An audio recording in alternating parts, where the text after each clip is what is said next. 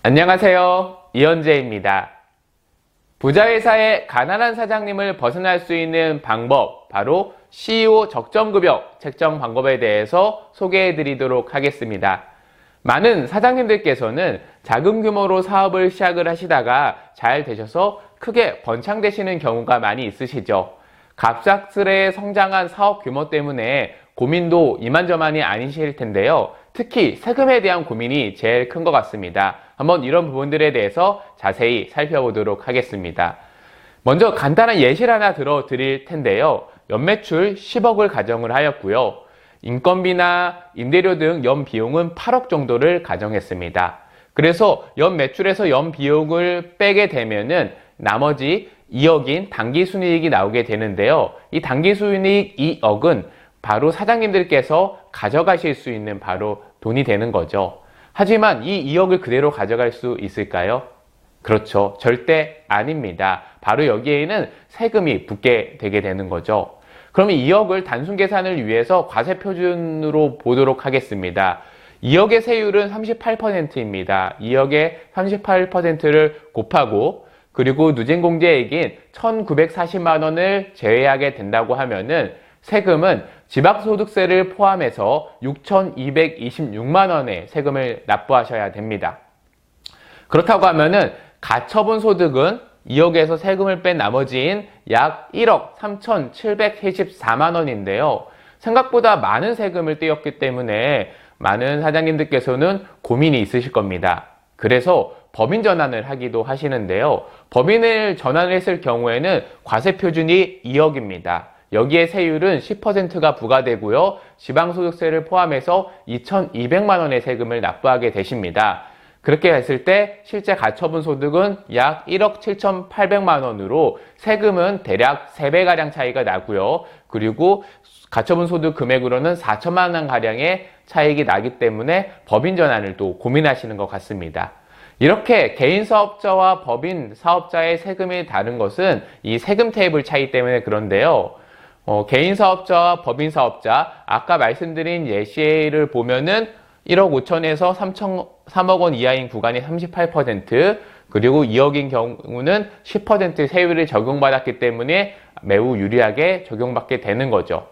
이 단순히 과세 표준상의 세율로 봤을 때는 2,160만 원을 이하인 경우에는 개인 사업자가 유리하고요. 그리고 2,160만 원을 초과할 경우에는 법인 사업자가 유리함을 확인할 수 있습니다. 그래서 이 세금을 아끼기 위해서 많은 사장님께서는 법인 전환을 하시게 되는데요. 문제는 법인도 하나의 인격체로 보기 때문에 사실 법인의 재산이 온전하게 사장님의 재산이 아닙니다.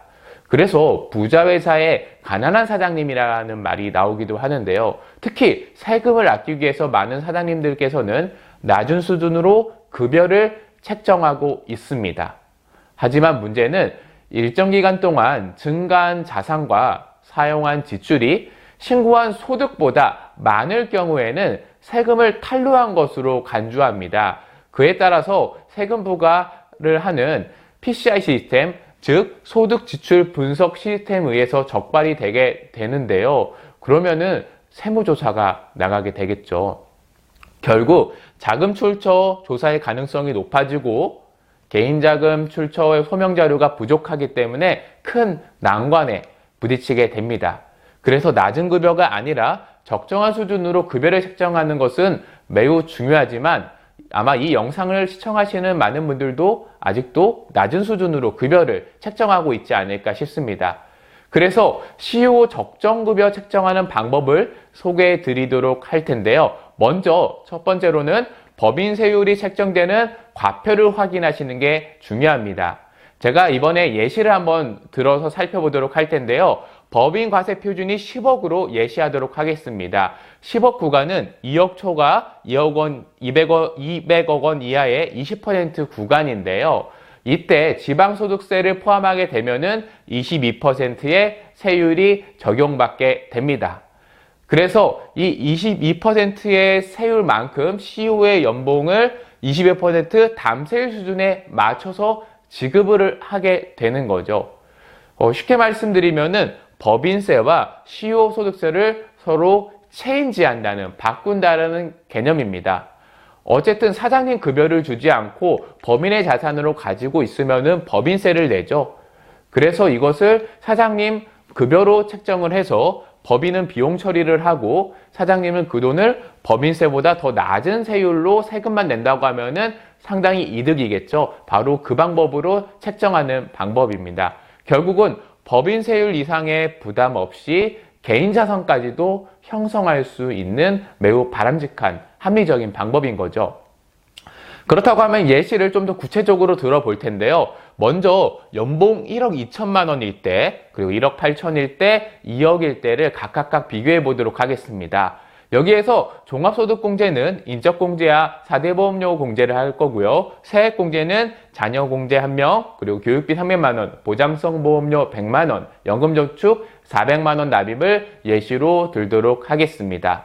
그럼 먼저 연봉 1억 2천일 때 종합소득세를 계산해 볼 텐데요. 종합소득세 플로우는 다음과 같습니다. 먼저 총급여액이 1억 2천만 원이기 때문에 총급여액에서 근로소득공제 금액을 빼도록 하겠습니다. 빼게 되면 종합소득 금액이 나오게 되고요. 이 종합소득 금액에서 아까 말씀드린 종합소득공제, 인적공제와 4대 보험료 공제를 했을 때에는 바로 종합소득 과세표준이 나옵니다. 결국 종합소득 과세표준에 해당되는 세율을 찾아서 곱하게 되면은 35%를 곱했을 때 종합소득 산출세액이 나오게 되고요. 이 종합소득 산출세액에서 앞서 말씀드린 세액공제 금액인 170만 원을 총합 빼게 되면은 결국 납부할 세액이 나오게 되는데 이렇게 계산한 결과 납부할 세액은 1,759만 3,150만 원입니다. 물론 지방소득세를 포함한 금액이고요. 이 금액은 연봉 1억 2천만 원의 총소득 대비 세부담률은 바로 14.7%입니다. 결국은 법인세 22%보다 더 저렴하게 CEO는 세금을 내서 돈을 가져갈 수 있게 되는 거죠. 이와 동일한 방법으로 연봉 1억 8천만 원일 때와 2억일 때를 계산한 표입니다.